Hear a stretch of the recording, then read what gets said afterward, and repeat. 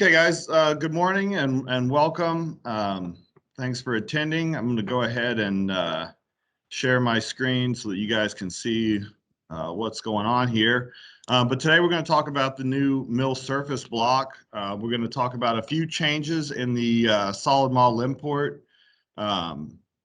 settings, some settings that have changed slightly with this latest build, and a few new features that are in there. So I'm using the same PowerPoint I did about a year ago when I did the tutorial, but I want to talk about a few things that have changed. Obviously, the layout and everything is the same, but in the settings, we have changed automatic translations. If you guys remember, this was no automatic translations before.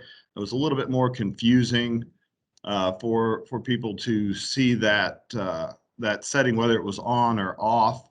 And we'll talk about that as I create some data blocks in here. Other things that are new in the 210 build, obviously the surface block, but we have also added a couple of draw functions. We now can create arcs and circles off of 3 points as opposed to just center point and 2 points, like what we had before. So those graphics have changed slightly. Again, if you have a surface and you need to create an arc, you want to drive a contour on, or something like that, we have these two new features that came out in 210, the latest 210 release. So the ability to select and create 3-point circles and 3-point arcs on there. Those are pretty much the only things that have changed in this PowerPoint. A few things you might notice with the layers and layer functions now is that we do have an all on and all off selection under the settings on the layers pane. As well as we've corrected the list jumping when you toggle the visibility or toggle the active layer. So as we select some different layers, turn things on and off to make selection easier, I'll kind of point that out and highlight those as we go. But all on, all off under the settings on layers. And then again, that list not jumping. Visibility can be changed by clicking on that eyeball icon there in the second column. And the active layer is denoted by the pencil or the tick mark in the first column, the leftmost column of the layers pane. That was something that had kind of been cumbersome. If you change the visibility or change the active layer, the list would jump back to the top. So if you had to scroll up or down to see all the layers, that was something we got quite a bit of feedback on to correct that. So let me jump right into the solid model import screen, and I'm going to go ahead and load in a solid so we can talk about this surface block. Now, the surface block is not something that we're going to be able to create from within WinMax. So we've got a conversational program open, but there is no mill surface block in the block selections. That's something that can only be created through the solid model import or 3D DXF pane. To have access to that surfacing block, you must have the solid model import option, okay? So DXF or 3D DXF will not make that available. You've got to have solid model import. There is no additional option for the surface block or the mill surface block by itself.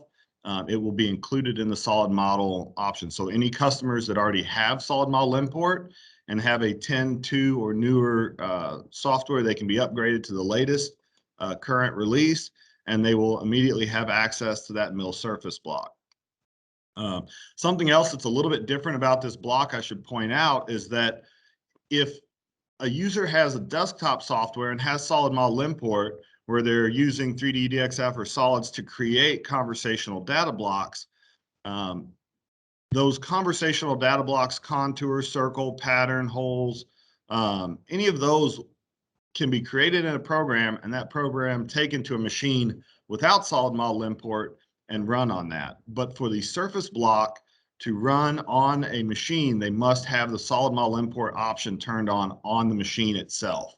The toolpath calculation is done at the control at the time you either draw or go to check for errors or run that program. So for that toolpath to be generated, you've got to have that solid model option. So I'm going to go ahead and import a solid model. I've got a few samples. Let me go back to the surface test, and I'll start with something really basic. Just a block, a rectangular block with a domed surface on top, just to show you what a single surface selection is like. So I've got a block with a 3D surface on it, and we're going to, it's just a single surface in this case. We're going to talk about creating that block. So we're just going to pick the surface. Again, start with something simple. We have a single surface on top. So that's all that I'm going to select for this surface block. And then I'll select surface under the create block pane. Okay, so when we select that surface, it's going to give us the ability to rotate the transform. If we had a 4 or 5 axis machine, we could roll the vector, the tool vector, the way that's going to be calculated. Now, there's no way to set the tool normal to the surface where the tool will follow the contour of that surface as it rolls back and forth, but we can set that. So if I had a flat surface or something close to flat and I wanted to use the side of the edge of a ball end mill or the corner of a bullnose mill, I could adjust that tool vector so that we could use the cutting part of the tool as opposed to maybe the center of the bottom of a ball end mill. I'm going to set that back to 0 and leave this and assume we just have a 3-axis machine. So if you don't have a 4th or 5th axis, there's no reason to change this unless you wanted to have a transform plane to move the 0 in X, Y, or Z. Okay, so we're going to go ahead. It's telling us in the message at the bottom of the screen to confirm that transform plane Z. So I'm going to use the green check on the left side to hit check. And now I've got the message, please click on the top of the feature for Z start, and that's optional. This is the same as what we have with other blocks in the 3D DXF. It's selecting a Z start, but again, that's optional. So I'm just going to go ahead and let it use Z0 or the highest point on that surface. So I'll hit green check and I'll get a message that the data block is created. The 3D DXF block was imported at the end of program. So I'll hit OK and use the review screen to see the mill surface block. The mill surface block is imported here. There are no sub blocks. The surface cannot be changed from within the block. It's wholly done within the surface selection in the solid model import. So let's take a look at the block. First thing to note, we do have a Z start. Now this Z start is going to dictate where the machine thinks the stock begins. Okay, so I'm going to give it a positive value here. I'm going to go with 3 millimeters above the top surface of the part. And then we have tool containment. So we've got a little graphic associated with this setting where we're limiting the tool path by the edge of that surface. We're either limiting to the contact point where the center of the tool will come over to the edge of that surface where it makes contact, or the outer edge where we are restricting the tool so that the outside edge of the tool does not go outside of that surface. In some of the early beta versions that were supplied to the selling division applications teams, we had a setting that was boss or cavity, and we realized that was kind of unclear what we were saying, where we were talking more about how we're containing that tool on the edge of that surface. So use the graphic to help you make that selection and then generate the tool path and see what we get from there. So I've got the contact point selected. I don't have any surfaces that I'm worried about cutting into or gouging into around this surface. So I'll go ahead and allow the contact point of the tool to come all the way to the edge of the surface. We have roughing and finishing tabs. And something unique with the mill surface block is that you don't have to have a roughing tool. So if you've already roughed this out or you want to do a mill surface block as just a finish pass, you don't have to select a roughing tool. You can go straight to the finishing tab and pick a finishing tool. So let's go ahead and do roughing. So I'm going to select a tool from the list. I'll grab a 12 millimeter, excuse me. We do a bullnose mill here, do a 14 millimeter bullnose end mill. So we'll select that tool, load it in. And then we have adaptive path one way, zigzag or spiral to remove this material. Again, if you're not familiar with adaptive path, you can generate one of those two tool paths and see what that roughing operation looks like. So at this point, the stock allowance, I need to leave an allowance for the finish tool.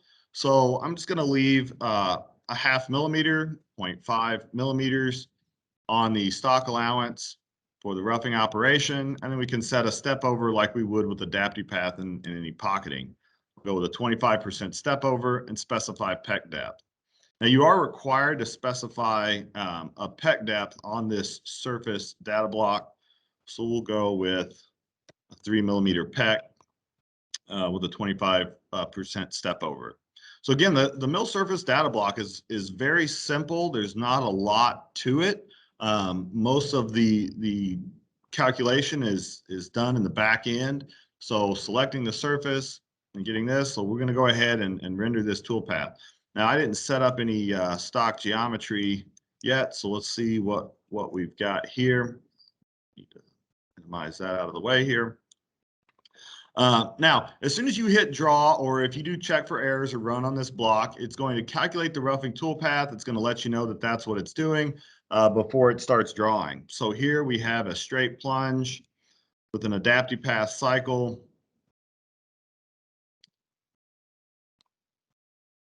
Let this render.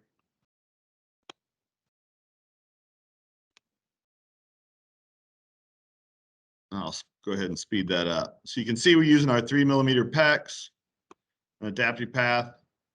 Here, my plunges are controlled by our program parameters. So if you want a helix plunge, we'll change that in just a second. So here is my roughing tool path. All right. I've got a near net shape with the steps based on my peck depth. Let me hide some of this tool path so we can see what we're looking at. Solid edges are going to be the edges left by the tool there. And you can adjust your ambient light setting to try to make that a little bit easier or harder to see, okay, based on what you've got. So here we've got a near net shape, rough down based on the peck depth that I selected. We can see that adaptive path tool path comes in to remove the material, does the best it can, working its way down and around. Notice if I look at the end view of this part, the center point of the tool does come over off the edge of the surface because we're limiting to that contact point. All right, again, that's going to be based on this selection here. If we selected outer edge, we would keep that full diameter of the tool above the surface, and we'd end up not removing all the material. But if you had another surface wall you were concerned about gouging into, you could use that outer edge selection to do that. So here is a quick example of a single surface roughing that dome down. And now let's go ahead and add a finishing pass to this. So in the data block, I'll select the finishing tab and I can select the same tool or a different tool. So let me grab a ball end mill. Got a 12 millimeter ball end mill in my tool setting. And at this point, I do have the ability to add an additional stock allowance on the finishing. So if I wanted to rough and semi-finish, I've left a 0.5 millimeter of material for the roughing tool. I'll leave 0.25 here so that we can do a final finishing pass. And then the milling types that we have for this is going to be linear, zigzag, and constant Z.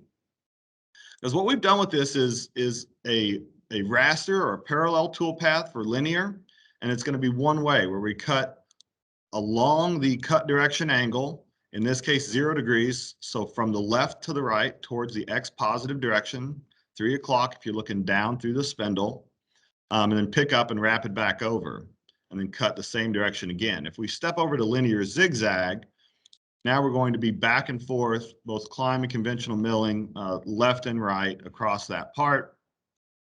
And the final selection in here we have is constant Z.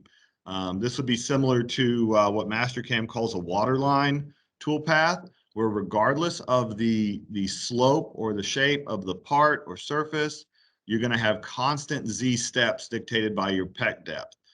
So based on the surface that you're using and what you're trying to achieve, you may play with those settings and go ahead and calculate those toolpaths or simulate those toolpaths to see if that's what you want, and then you can come back in and make adjustments.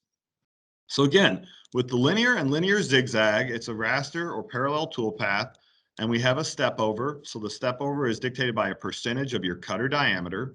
So we'll start with something like 15% step over. And then again, because the cut direction angle is 0, we're going to be starting from left to right. And with the zigzag selected, we'll cut back and forth. The cut direction angle can be changed. Right here, the orientation of linear cutting passes. And obviously, if you're using a waterline toolpath, you're not going to have that cut direction angle. It'll be those constant Z steps. So if you were to cut one way and you wanted to always climb mill, depending on which way if you started at the front or the back, you could change that maybe from 0 to 180 degrees to get the cutter to go the opposite direction. Like I said, we'll go with linear zigzag and simulate this toolpath. Now, just for demonstration purposes here, I'm going to set the roughing tool back to a 0 so that you guys can see just the finished toolpath without having all the roughing toolpath going on around the part. So go ahead and close my settings so we have a full screen. And again, when you hit draw, because we are generating 3D toolpath, it'll tell you that it's generating that. And here we have the linear toolpath, left and right, zigzag across the part. You slow that down so we can see what's going on here. So again, we can see that the tool path, the center point of the tool path is off the edge of the surface because we're limiting to the surface contact point. So when the edge of the tool is on the edge of the surface, the center point or the tool path is going to be well off of the edge of the surface there.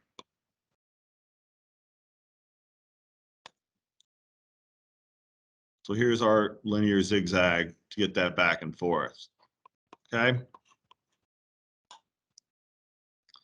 So with that, again, straight plunges, plunge down, rapids to the retract plane, and cut back and forth to cut that surface out for us. Let me speed that back up. There we can see the toolpath. So I'm going to talk about a couple of these different cutting strategies. Here we can see if I'm in the XY view, we're cutting left to right, and we are connecting the toolpath at the end. If we were to select in the finishing tab, linear, that's where we would see that that toolpath is going to pick up on each end of the part. Back to the isometric view there. Always start on the left side, plunge down, cut towards the 0 degrees or the X positive direction, retract up, and back over. I'll do a constant Z to show you that, and we'll set a 1 millimeter pec depth and go ahead and allow that surface toolpath to calculate. And each time you make a change, guys, every time you hit that play button or that draw button, you're going to have, it's going to give you that message and let you know that it's calculating that toolpath. So here we can see we cut around, down. So as we get to the steeper walls with this constant Z toolpath, we may get a decent finish on the steep sections, but you're going to end up with scallops, larger scallops at relatively flat surfaces that don't have any Z change to them. Okay, so again, depending on the contour of your part or the geometry of your surface, you can play with those different selections to get the best surface finish possible. So I'm going to stick with the linear zigzag, and I'm going to leave that cut direction angle at 0 degrees. So I'll turn my roughing tool back on. Select tool 14 again. Got our adaptive path. So now I'm roughing and finishing. With the roughing tool, I'm leaving a 0.5 millimeter of stock on the surface. With the finishing, I'm leaving a 1/4 inch of stock on that surface.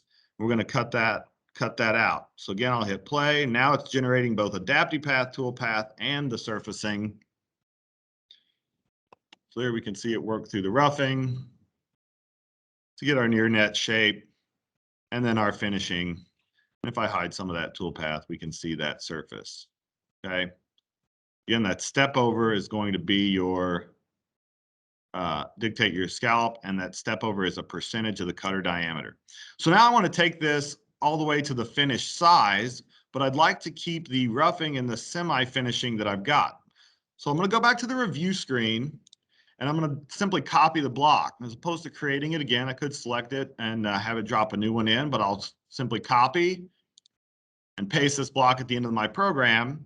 And then in block 2 now, I'm going to go ahead and disable the roughing tool by setting that to tool 0.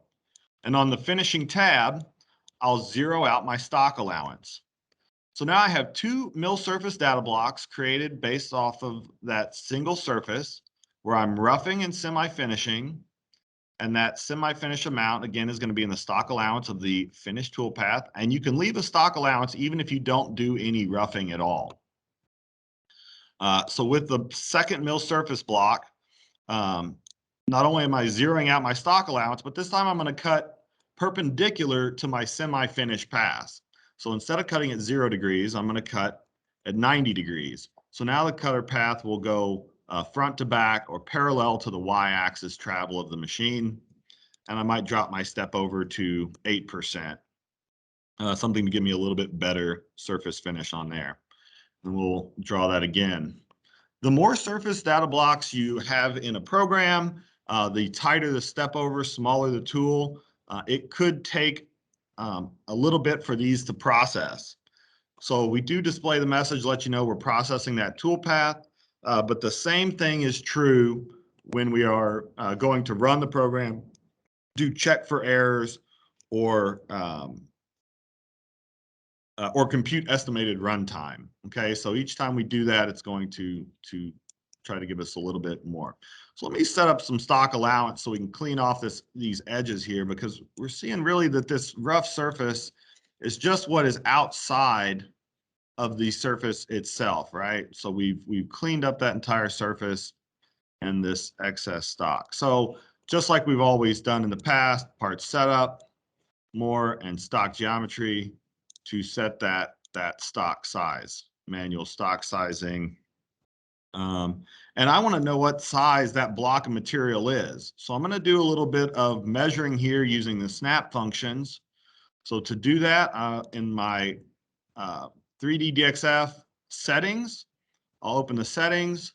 And because I'm in an ISO view, I'm going to change the measure space from screen to world. When I'm in world space, I can measure in the ISO view or in that 3D view, whereas screen space would be limited to one of the XY, XZ, or YZ views. So with world space on, I'd like to measure from this corner to this corner. And to do that, I'm going to turn on my snap functions and then select measure. So I'll snap from this corner, drag over, snap to that corner.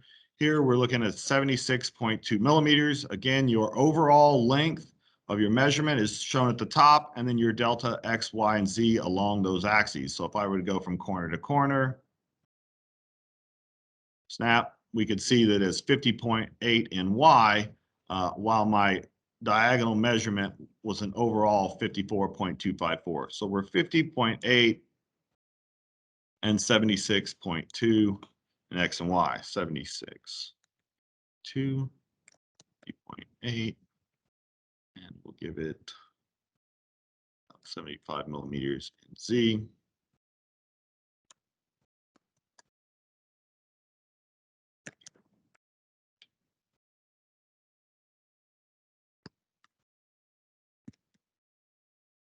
Okay, so I set up my XYZ length. I used my reference position to set the block in the center, and we'll clear and resimulate that.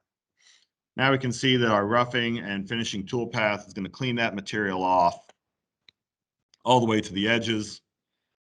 Again, our roughing to near net shape, semi-finish, and finishing toolpath. Okay, so now we've surfaced that 3D block.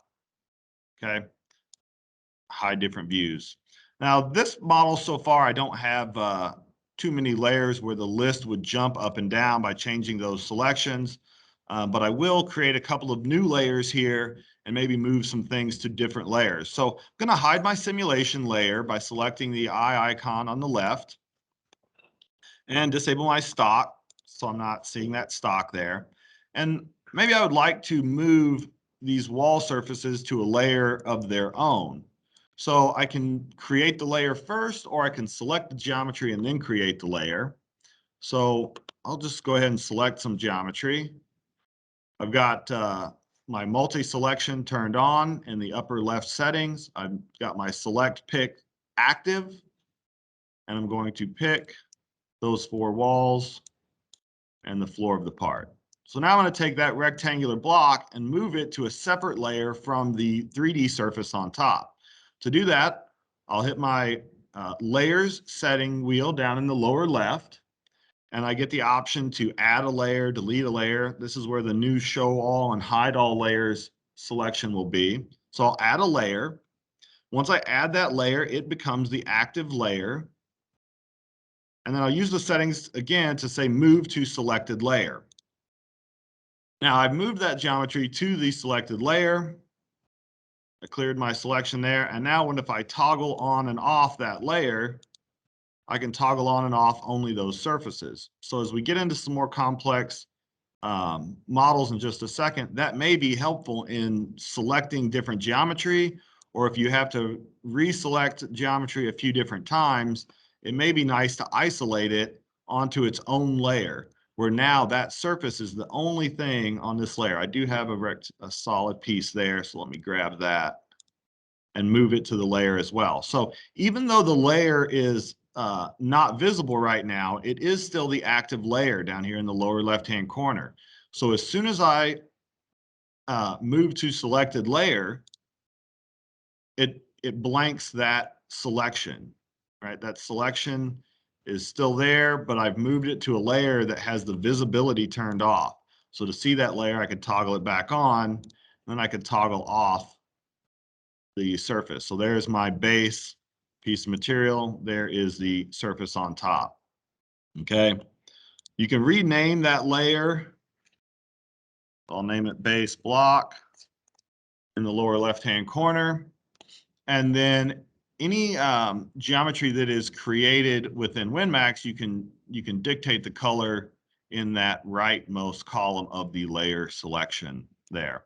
When you import step files, they'll be imported with the base gray color that you see there. So, okay, so that is the first simple selection. So now I'm going to go ahead and create a new block and move on. Let's see, do I have anybody waiting? So I'll go ahead and create a new block or a new program and clear this model out. So at this point, I'm done with this model, and I'm going to clear it. No, I don't want to save any changes, and clear my simulation. Back to the input screen and program manager. Create a new conversational program. And another thing, guys, just like with legacy DXF as well as the current 3D DXF and solid model import, it's important to have the program you want open when you start creating blocks, right? If you have an NC program open, it's going to tell you can't create conversational data blocks in an NC program, but those data blocks are going to be dumped into the active program. Yes, sir. Hey, does the model have to be there? The So model. like if you created on the desktop and then take it out to the machine has a surfacing block, but you didn't take the model with you. Yeah, that's a good question. Guys, we had a question from one of the USA Apps guys here. Does the model have to stay open in solid model import to be able to generate that toolpath or use that program? And no, it does not. So if you create this surface data block on a desktop software that has the solid model, and you take this program to a machine, as long as the machine has the solid model import option, you can run that surfacing data block. So these surface data blocks, guys, are no longer, once they're created, they're no longer associated to that model. So I could clear that model. I could load a different model. If I imported a different model, let me see, the moonscape, for example. If I were to simulate this, you can see my stock setup is still showing through from the previous program. And if I were to simulate that toolpath, Again, I've got a different model open now, but this is, like I said, I was trying to highlight there, you need to make sure you have the right program open when you're creating blocks, but you don't need to take the step file to the machine as long as you have the or the solid model import option at the machine itself. Another thing that I will, on that same point, let me clear this model out of here, is I can import from a conversational program. So if I give this conversational program, do a save as, and I'll put it in my step files.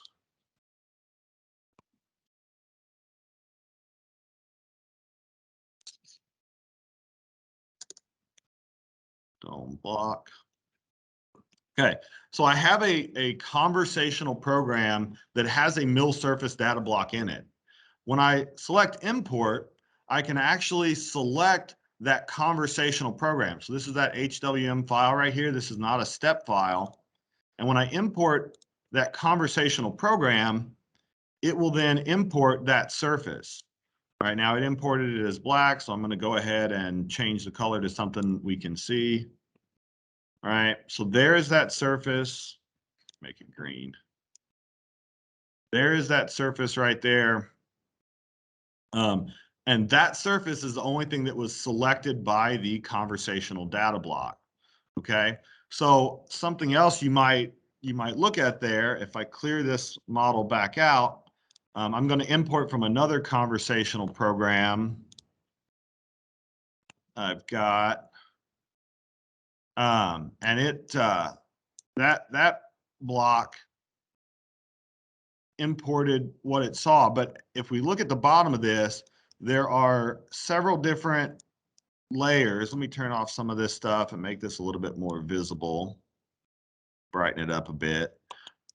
Notice here, guys, I have some overlapping layers, some layers underneath of other layers, okay? Or excuse me, surfaces underneath of other surfaces.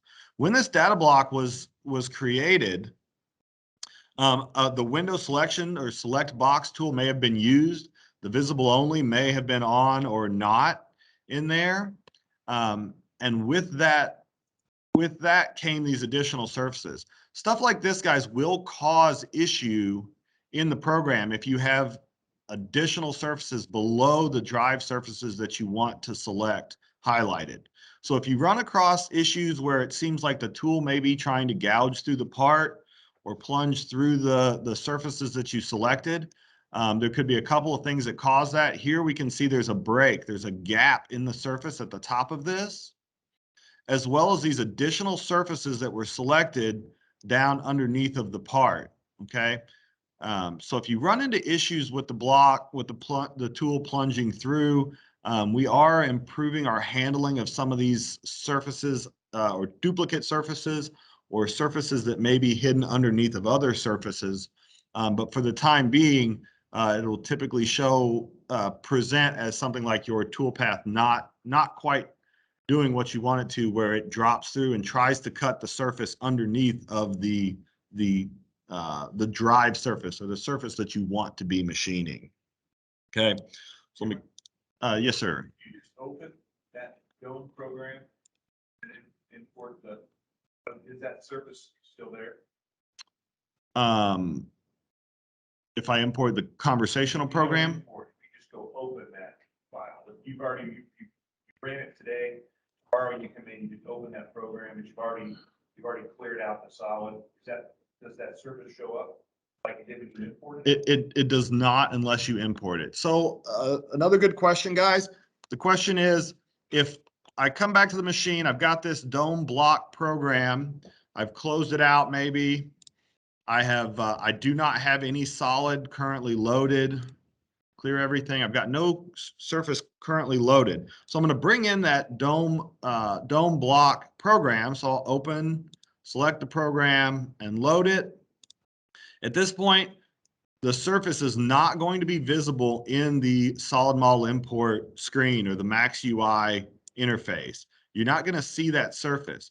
When we simulate the toolpath, again, we've got to recalculate after closing.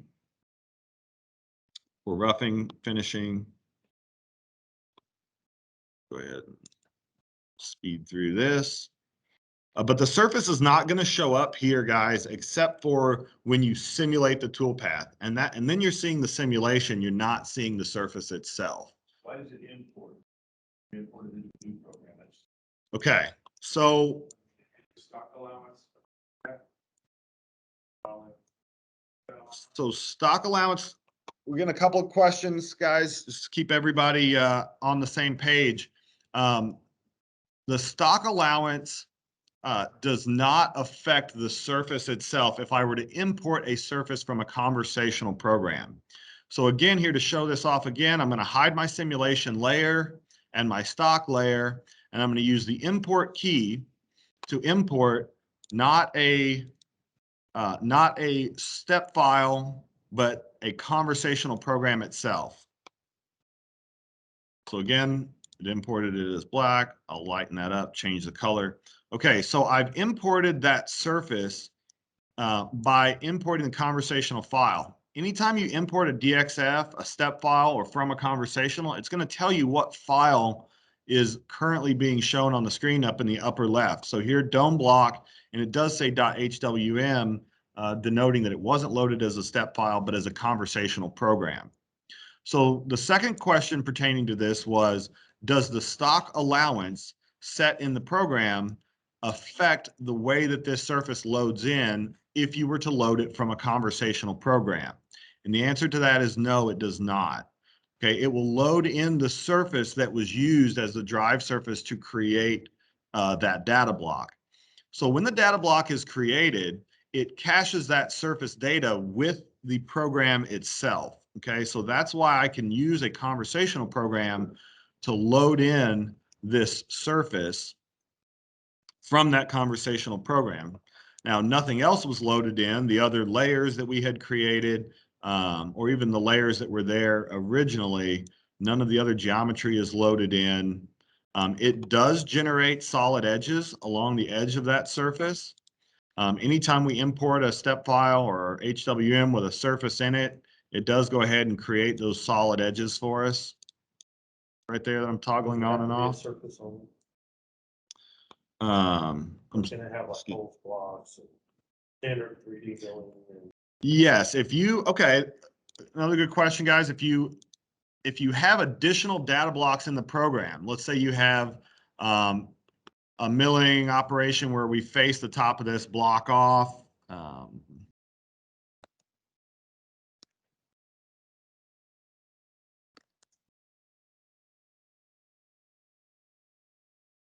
Millimeter.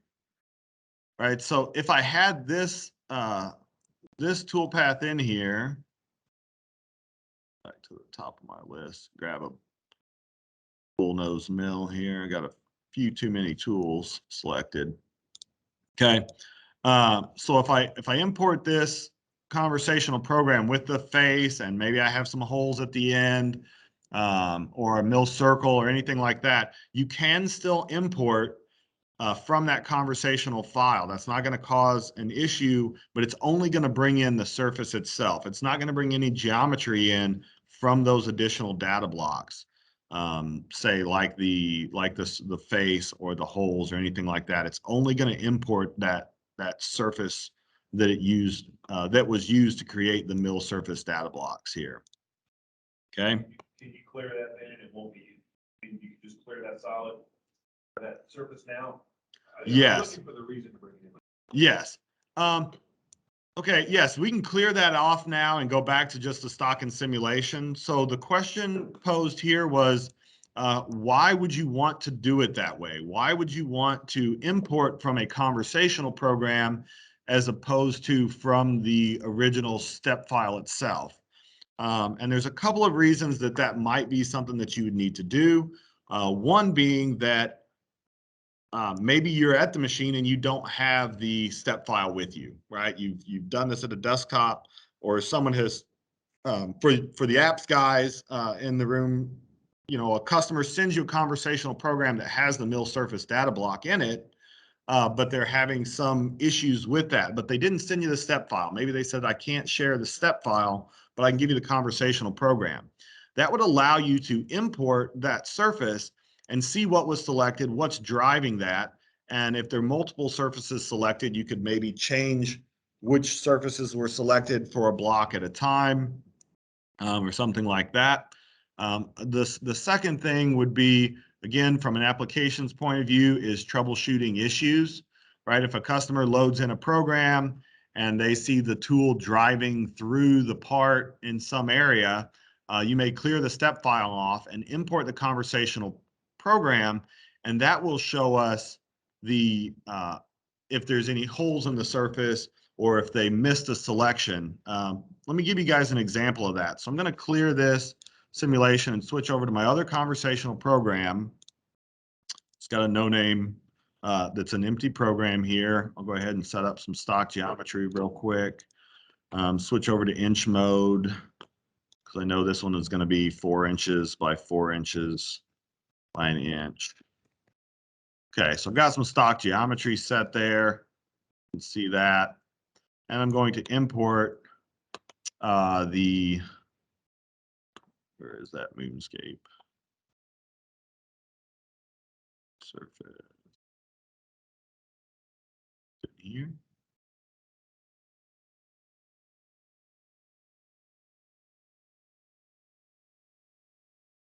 Where did I just move that file to?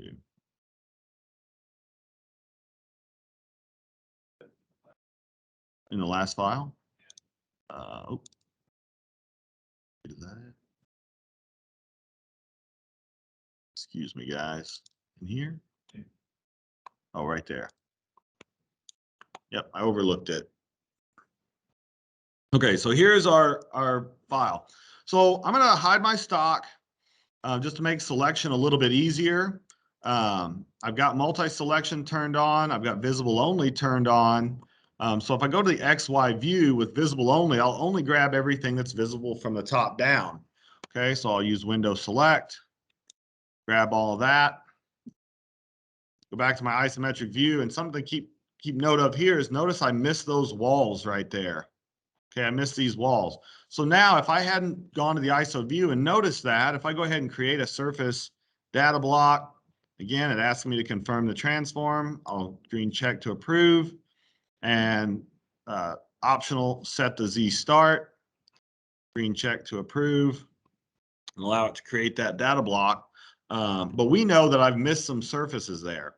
So now at this point, I have this mill surface data block, maybe give it 1 millimeter, maybe a half millimeter Z start, and go ahead and rough it with a bullnose end mill here.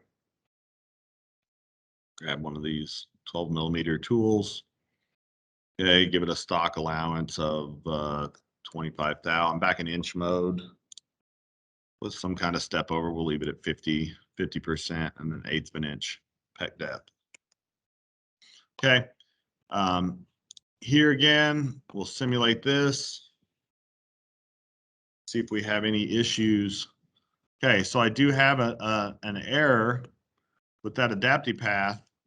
That is likely because I have those missing, let me hide my simulation, those missing surfaces. So if your customer is getting an issue with their surface data block and they're having, they're not sure what's going on, instead of importing this, I'm going to go ahead and save that conversational program out and go ahead and save it as Moon. And then I'm going to import that. So I'm going to clear the current solid I've got open. And then when I import, I'm going to import from the conversational program as opposed to from the step file itself. So now that's open. I'll hide my simulation and my stock and go ahead and change the color so we can see what's going on here. And there you can see by bringing that conversational program in, I see what went wrong. I see where I missed those surfaces and I didn't get those in my selection. Okay, so that may be, again, this is more for a troubleshooting, not so much an end user tool, but it does allow them to import those surfaces. And then let's say, for example, that I wanted to do a constant Z on this surface only, or maybe on just on these semi-steep walls and use the raster everywhere else. Now, because all of these surfaces were selected when the data block was originally created, I can use this conversational program to import those surfaces and then maybe generate a new surface block off of some subset or a limited number of surfaces within that. Okay? That makes sense. So again, here, let me clear this model out. And I'm going to clear that erroneous data block off of there. Again, guys, once that data block is created, I really can't do anything to it as far as what surfaces were selected. I can't change the surface selection of the block itself. I don't have a geometry or a show only use surfaces type of selection as of now. So if I needed to reselect, I would need to clear this data block out and then start over with selecting the geometries that I needed. So again, from the review screen, we'll delete the problem block, and we'll go ahead and import the step file itself, where we have all the surfaces. Here again, if we wanted to isolate some features onto their own layers, we could select whatever features we wanted to isolate. Maybe each feature have its own layer, add a new layer, and then move to the selected layer. Then I can toggle that feature on and off independently of the other layers. Let me add a couple of more layers. And here, guys, now you can see that I'm scrolling up and down. If you look to the lower left-hand corner, I'm scrolling up or down, but when I change the visibility, the list no longer jumps. That's something, guys, that we fought in the 207, 208, 209 builds that has been corrected in 210. So changing the active layer as well as toggling the visibility on and off does not jump that list. And then we've also add a hide all layers and show all layers. If you do get a DXF or a step file from a customer that has a lot of stuff going on, we can just hide all and then toggle them on one at a time to see, what all geometry do we want to have available. So there, I'd like to have the body, like to have the new layer selection going on there. So again, if I'd like to select this, I can use the select pick to pick individual surfaces. Sometimes if you have broken surfaces or gaps like what we saw in that model a second ago, it may be better to select individual surfaces as opposed to window selecting. Again, and typically if you try window selecting first and see, like I said, tool dropping through the part or look like it's trying to machine something underneath the surface you would like to machine, you may go back, make sure that visible only is checked when you window select, or individually select the surfaces that you need to drive that tool path off of. So I grabbed that little rim there. I'm moving around to make sure that I've got what I needed selected. Doesn't look like I have any holes, and we'll go ahead and create the surface block. Okay, again, confirm your transform plane direction. Guys, something else I'd like to highlight to you. I don't know if a lot of you guys are aware of this. I did mention it in the PowerPoint briefly, but that messages tab at the bottom, the prompts and messages, you also have a message history button. So to see that, the little hamburger or 3 bars on the right side of where those messages pop up, if I click that, it'll pop up a dialog window that will show me all the messages that the Max UI has posted to me since I've had the software open and running. Okay, so if you make a selection or you clear, and once you do something, it should pop up in blue there for just a second and fade back to gray. But if you think you missed a message, you can select that tab on the right edge and see all your message history to what's going on, what the software has been prompting you about as it imported things or transformed or anything like that. Okay, so let me pick all that stuff again.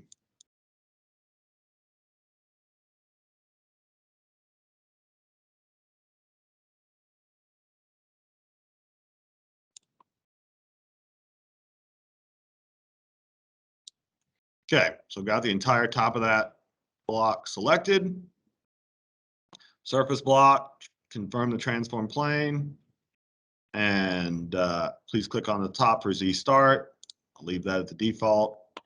And then I'll hit that green check, take it a second. And now I've got the mill surface data block imported. Again, I can give it a Z start. Oh, not 1 inch. In inch mode again. Grab a tool off of the list.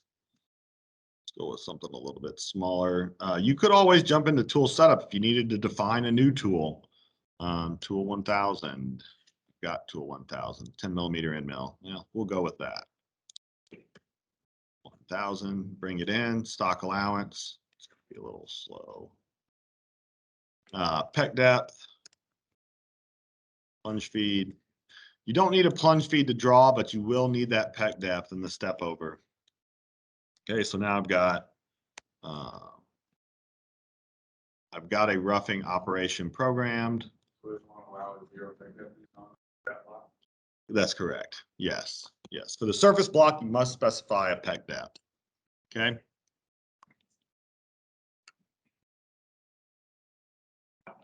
Again, you guys can see that the more let me turn simulation back on. The more complex the surface selection is, the more surfaces that are selected. It will take a little bit to generate that tool path, guys. I've got my drawing on max, so it's chugging through it. But you know, being that we're doing this on machine tools and not, you know, programming station level PCs, there is a little bit of calculation time to get to that. We can see now that we've roughed that material out. Looks like the tool wasn't quite able to get through right here. So you can either drop your stock allowance or use a smaller tool if you end up with a situation like that. Okay. And now we're ready to go ahead and add a finish pass to this. So all I've got to do is select the finishing tab and pick a new tool. A ball end mill, we'll go with the little 6 millimeter ball end mill here. And we'll do a linear zigzag to go back and forth. We'll go ahead and zero out our stock allowance and give us something like a 15% step over. Again, the cut direction angle is going to go from X negative to X positive. This would be X positive to X negative. Y negative to Y positive. Negative 90 or 270 would be Y positive to Y negative. If you wanted 45, you can key that in. You're not restricted, but based on the geometry of your part, you may want to play with that cut direction angle to get the best finish possible, to get the edges and everything. So we'll leave that we'll leave it at 45. See how it looks there. I'm leaving a 0 stock allowance this time in my finishing tab. And I'm going to go ahead and drop that down to 5 and hit draw. So here it says that it's calculating that tool path. Okay, it didn't have to recalculate the roughing tool path because we had already drawn that, but it did have to calculate the finishing tool path. Okay, so once you've drawn it, if you don't make any changes to the roughing operation or to the finishing operation, you know, one or the other, when you redraw, it'll draw a little bit faster because it's cached that tool path data. But if you make any changes to the block, just like with Adaptive Path, the way that it worked in the past, you know, you must go across that. So here, again, we can kind of see that rough finish, those scallops in there. If I hide those edges, we could see that. Now, I probably want a smaller step over to get the best finish. But again, there we can see those tool path lines. Those diagonal lines in there. Okay.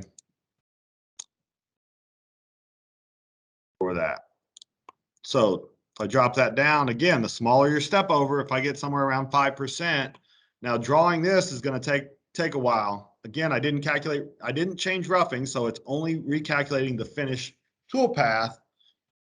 But with a 6 millimeter tool over this block that's, you know, over 100 millimeters by 100 millimeters, it is going to take a minute to render that tool path. Turn those edges back on. so we can see what's going on here.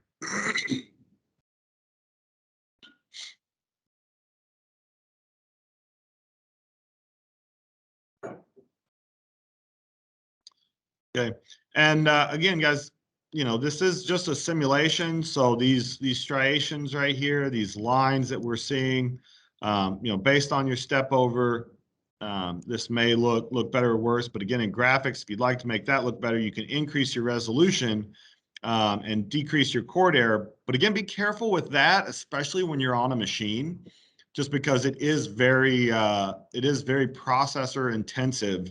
And it's very taxing to render all these surfaces. So again, if you see a simulation like this, that doesn't mean you're going to get it does, you know, your part's not going to look like this. Okay, the tool path would be the important thing to look at there. Can you use the high res button on it to figure it? You can use the high res button if you'd like to zoom into some specific area.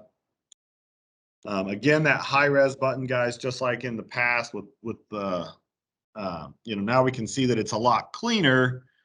But again, you know, with my resolution being 3, see if I can pop this up. And notice, guys, when I change this resolution setting, 1, 2, and 3, I don't get a message. But as soon as I exceed 3, I'm getting prompts down here at the bottom of the screen. The models are being displayed at a finer resolution than the default, and this may use excessive memory when displaying complex models. So if you start running into that message about, you know, out of memory or running out of memory, you may need to turn that resolution down where the part surface itself might not look as great. But your control will be more responsive. It won't be laggy like what you might see if you turn this all the way up. Again, I am on a PC here, a desktop that has quite a bit more graphics card and RAM than what the machine tools themselves have.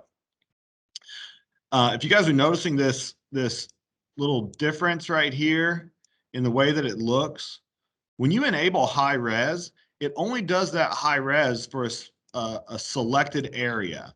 It doesn't do the whole thing in high res. It tries to minimize that, again, to reserve processing power so that you don't end up bogging down the system or locking it up. You know, so that high res, again, it's only going to be for a specific area. So if you want to see what, you know, what does this going to look like, try to focus your view on that area. And I'll close my settings. Focus your view on that area and then use that high res button to see that.